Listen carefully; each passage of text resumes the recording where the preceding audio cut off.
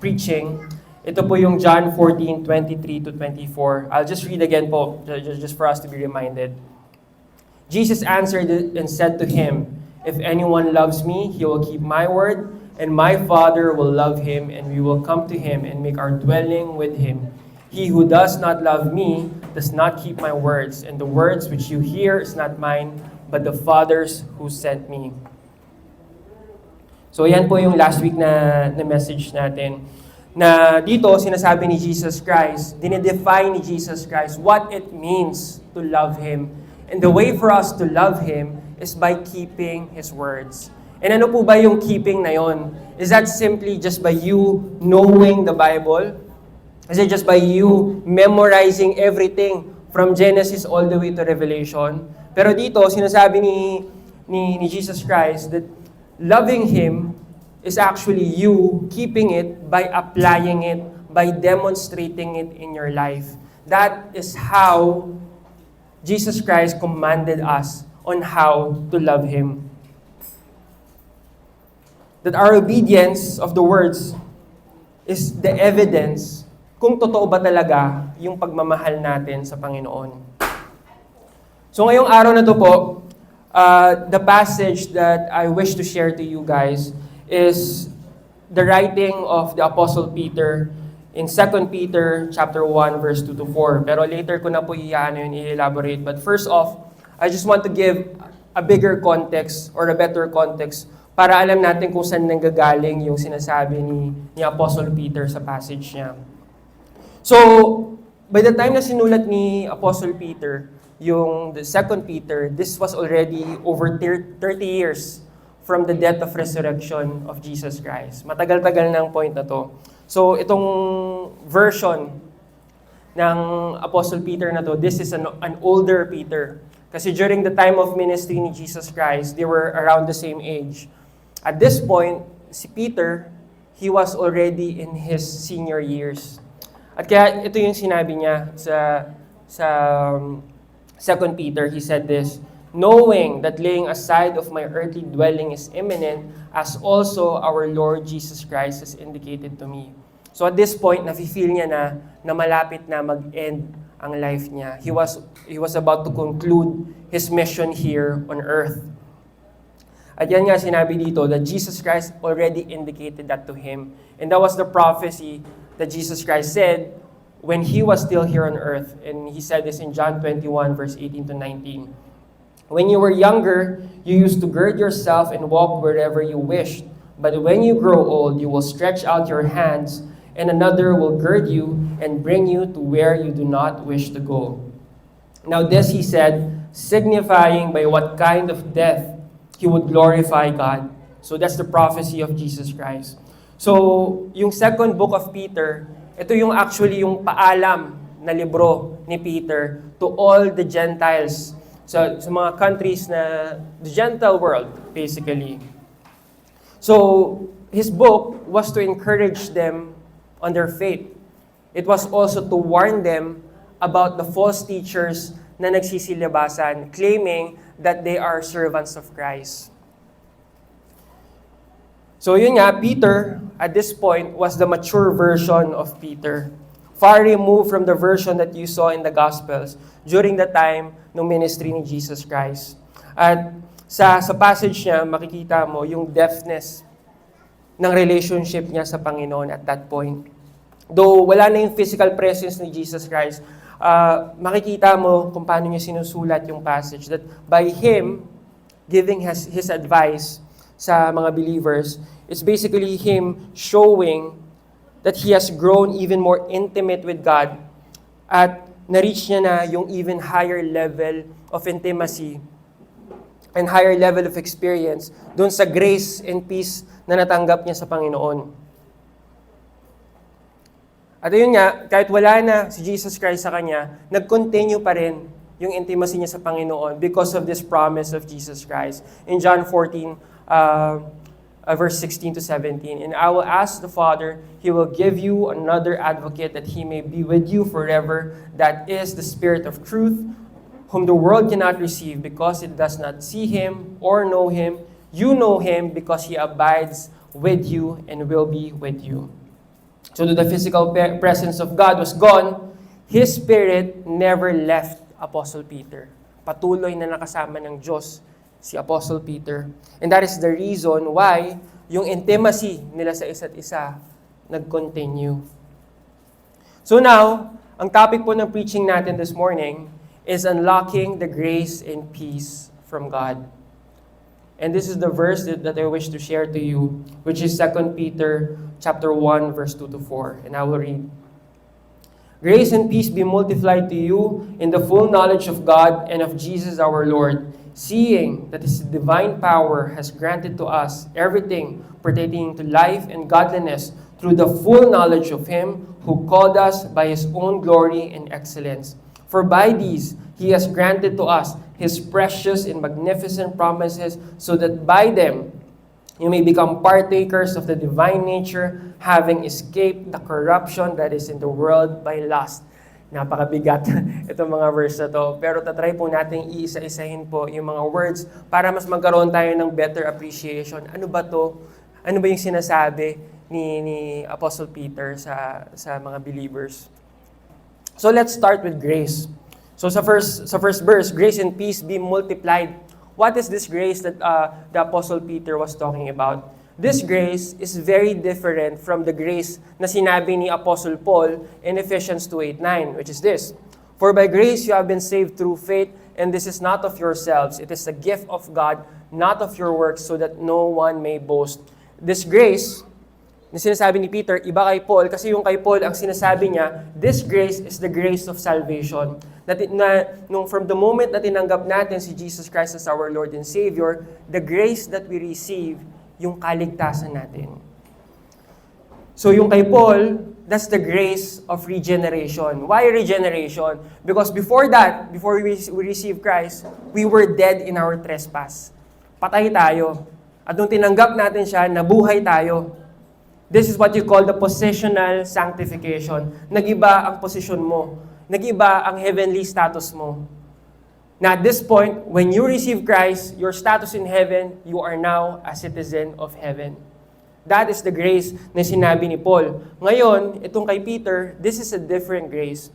This is the grace of sanctification, which is what you can also say, progressive sanctification.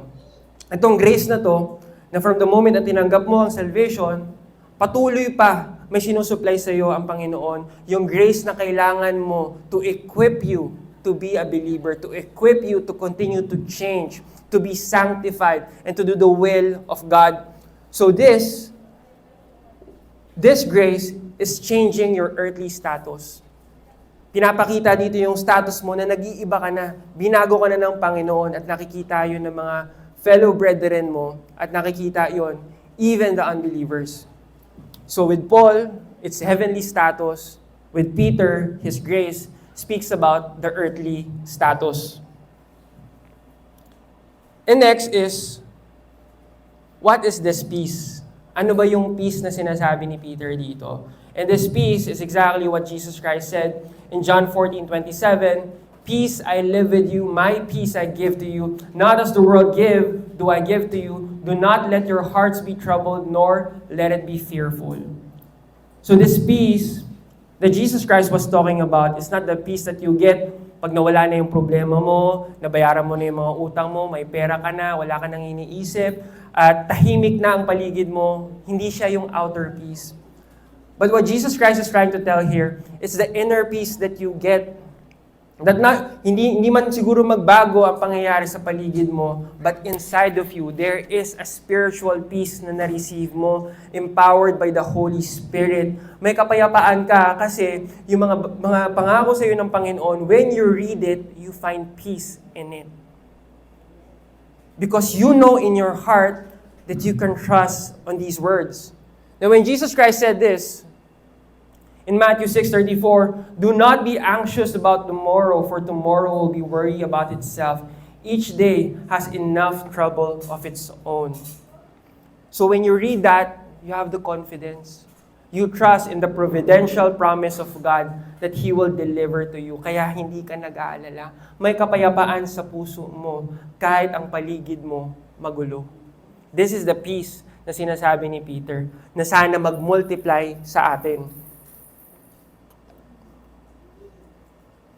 Pero kung makikita mo in the following verse, sinasabi rin doon, this grace and peace na binigay sa atin, everything pertaining to life and godliness na ibigay na. So sinasabi niya doon, kumpleto na yung binigay. So paano magmumultiply ang something na kumpleto? So, tatry natin intindihan, ano ba yung multiplication na sinasabi ni Apostle Peter? So, it's better to understand this multiplication by this. Now, from the moment that we receive Jesus Christ, lahat to nabigay na, pero the experience is only a portion. Portion pa lang ang na-experience natin sa simula. At ang kailangan natin para mag-expand yung experience na yon, mas ma-access natin yung grace and peace na buo nang binigay sa atin ng Panginoon is through the full knowledge of God and of Jesus Christ. So ano ba tong full knowledge na sinasabi dito? The full knowledge, it's better if we're gonna look at the Greek word na ginamit dito ni Apostle Peter. Kasi yung full knowledge na to, this is not simply yung volume na, alam ko tong lahat na chapters na to, alam ko lahat tong mga books na to. It's not that. Na pag alam mo na to lahat, okay, siguro mas dadami na yung grasya sa akin ng Panginoon. What the Apostle Peter is saying, this is a different kind of full knowledge. And the word that he used here is the word epinosis. So the epinosis, it says there, it's the full experiential, relational knowledge, knowing personally, not just intellectually. So hindi siya yung acquisition of information through the things that you've read, through the things that you've heard, but the acquisition of knowledge according to the experience na nakuha mo. That is what the full knowledge that the Apostle Peter was talking about. And a good example for that, imagine natin si President Marcos right now. Everyone knows Marcos. And of course, there's a lot of journalists, there's a lot of writers who will do their research at i-discover nila lahat ng information na pwede nilang mag-gather sa presidente natin from his childhood all the way to his presidency, yung mga hobbies niya, yung school na pinanggalingan niya, yung favorite na food niya, yung mga past relationships niya, lahat aangkatin at lahat yon available sa atin. So, with those information, kaya natin makilala ang president. However, the information that we have, kahit sobrang dami pa yon, this is totally different from the information na meron ang kanyang asawa. Iba rin yung information na meron ang kanyang anak. Because with them, they have the full knowledge of the president intimately. That there are sides that we will never know kahit anong research natin because we do not have the access to the president. So this is what the Apostle Peter is talking about. This is what we need to expand our access to this grace and peace na available na nga sa atin through the full knowledge of our Lord Jesus Christ. This intimate information by you experiencing Him one by one.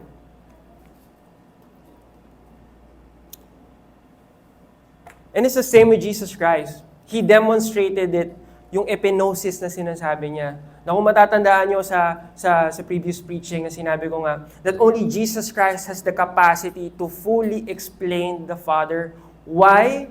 Because He came from the Father. He was with the Father from the very beginning. So He has the capacity to introduce the Father to every one of us. Jesus Christ had the epinosis with the Father. He had the full knowledge of the Father. And the reason why God brought down Jesus Christ here on earth is also so that we may have the same thing. The epinosis, the full knowledge. Sabi dito, that they may be all one, even as you, Father, are in me and I in you, that they may also be in us, so that the world may believe that you sent me, and that the glory which you have given me, I have given them, that they may be one, just as we are one. I in them, and you in me, and that they may be perfected in unity, so that the world may know that you sent me and loved them, and even as you have loved me. So what Jesus Christ was trying to say, His glory, He shared it to us. Bakit? so that we may also have the same access, the same relationship na meron na sila ng Ama. Binigay niya sa atin yon para makausap natin, maka-fellowship natin si Jesus Christ and the Father. That is the intention of our God, para magkaroon talaga tayo ng relationship sa kanila. So what's the conclusion of this second verse? So the conclusion is, yung level ng grace at peace na makukuha mo is according to the level of your intimacy with God. So kung magtatanong ka, bakit hindi pa rin ako masaya kahit naniniwala na ako kay Lord? Bakit ganito pa rin yung struggle na nararanasan ko? Bakit wala akong kapayapaan? Maybe you need to look into this. Maybe you're not taking enough time to really be intimate with God. So for you to access them, you have to be intimate with God. That should be our objective. And now we go to the next verse. Seeing that His divine power has granted to us everything pertaining to life and godliness through the full knowledge of Him who called us by His own glory.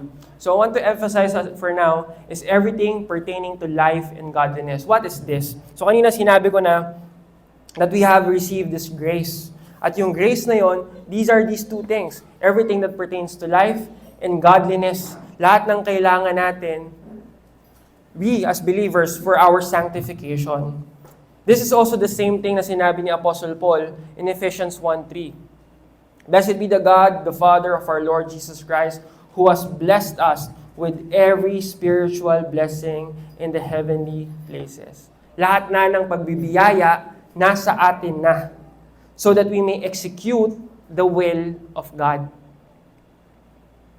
And next, what is this divine power? Anong ibig sabihin na itong divine power na to? This divine power that aids us in our sanctification, ito rin yung same power na sinasabi dito sa Ephesians 1:9. And what is the surpassing greatness of His power towards us who believe? These are in accordance with the working of the strength of His mind.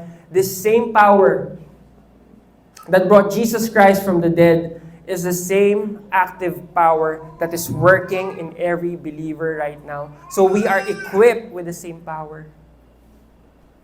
So if you understand that you have this, you should have the confidence. You should be empowered to do what you need to do as a believer.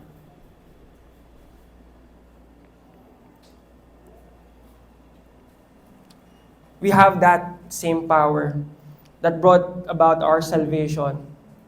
It's the same power that is available to us for the rest of our life.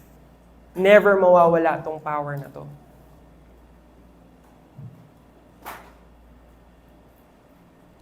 And the following verse, yung latter part ng verse na doon, sinabi, Him who called us by His own glory and excellence. What's the reason why we are drawn to Jesus Christ? Let's read Hebrews 12:2. Fixing our eyes on Jesus, the author and perfecter of faith, who for the joy set before Him endured the cross, despising the shame, and has sat down at the right hand of the throne of God. He authored our faith by demonstrating His glory and excellence on the cross. And through Him, we are being perfected in our faith, with Jesus being the blueprint to grow in our fellowship with the Lord. In 1 Peter 2:21, for this you have been called, since Christ also suffered for you, leaving an example for you to follow in His steps. Jesus Christ was the one who restored our relationship with the Father. And not only that, He was the one responsible, giving us access directly to the Father. For through Him, we both have our access in one Spirit to the Father. Ephesians 2:18.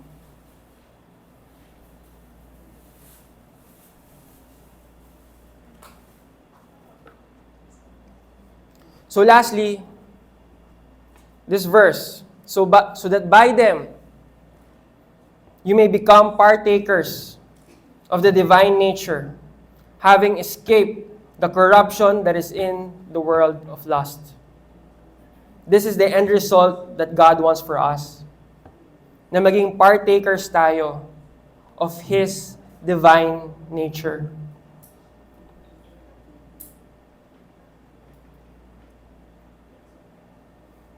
Sorry.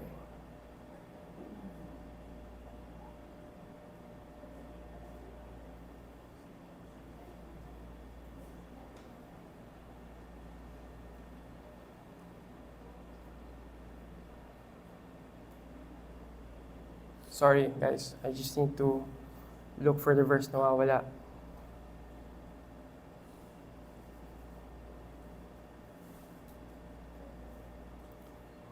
Okay. Sorry. Let me fix up. Sorry na ano yung sa presentation ko. So, babasahin ko lang ulit. For by these He has granted to us His precious and magnificent promises, so that we may be partakers of the divine nature, having escaped the corruption that is in the world by lust. So I just want to highlight the precious and magnificent promises. Ano ba yung promise na binigay sa atin ng Panginoon? Number 1, it's the Holy Spirit. So dito sinabi, in Him, you also, after listening to the word of truth, the gospel of your salvation, having also believed, you are sealed in Him with the Holy Spirit of promise, who is the pledge of our inheritance, unto the redemption of God's own possession, to the praise of His glory. This promise that we have, ang na-receive natin, ito yung pauna sa atin ng Panginoon. This is the down payment, this is the earnest money, na assurance sa atin na dahil ito, natanggap mo na, marami pang paparating na biyaya sa iyo. And this is the second promise. In 1 Corinthians 15:52-53, in a moment, in a twinkling of an eye, at the last trumpet, for the trumpet will sound, and the dead will be raised imperishable, and we will be changed. From this perishable must put on the imperishable, and mortal must be put on immortality. So this is also another promise na itong pangako na to, one day, from a perishable body, we will receive our glorified body. For His intention is makumpleto ang experience natin sa Panginoon. Dahil hanggang nandito pa tayo sa perishable body natin, limitado ang experience natin. So these are God's covenantal promises where He uses His words to deliver it into our souls, where we, on the other hand, use our faith to receive it and to submit to it. So ang ginamit ng Panginoon na instrumento para ma-receive natin ang biyaya niya is His words. He used His words so He can deliver the blessings to the believers.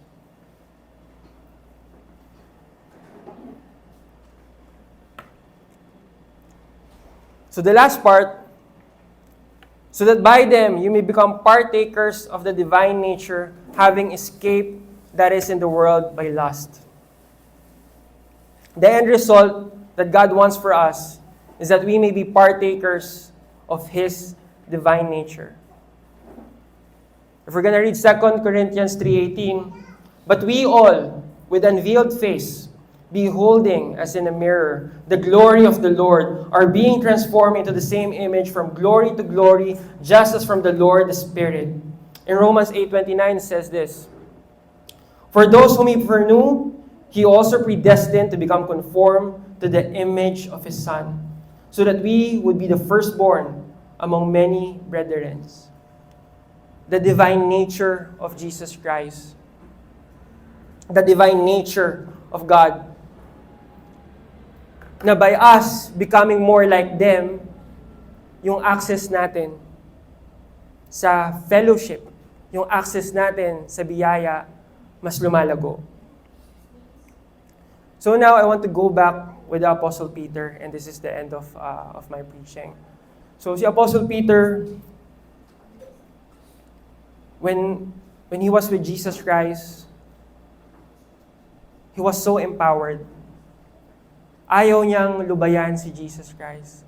Kasi every time nakasama niya si Jesus Christ, something different is happening.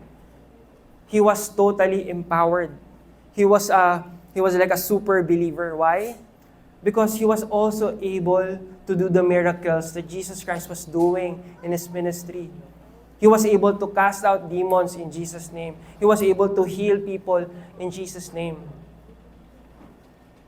And then suddenly, nangyari yung prophecy ni Jesus Christ.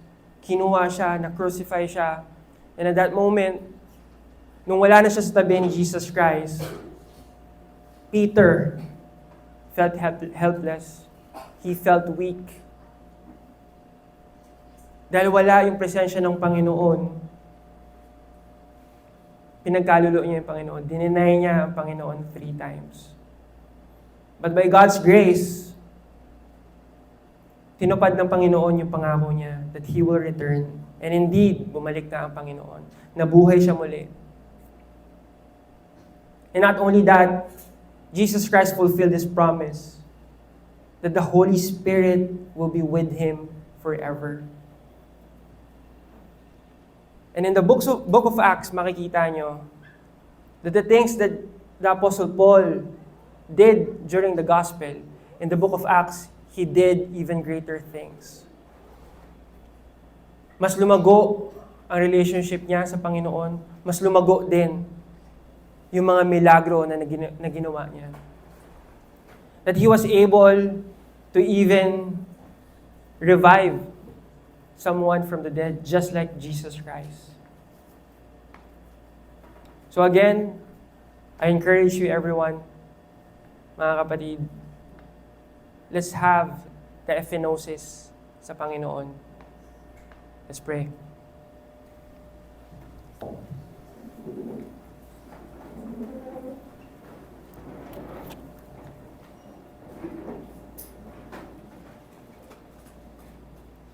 Thank you, Lord.